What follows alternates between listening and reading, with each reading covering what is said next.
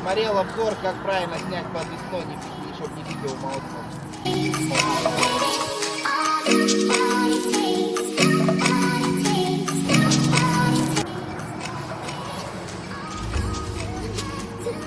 Придется старым дедовским методом.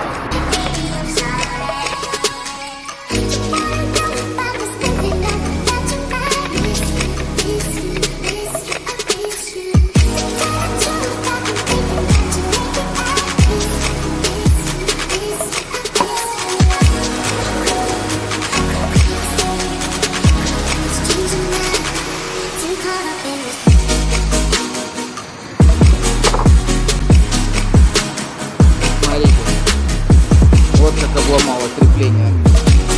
У меня такое в первый раз. А там пошли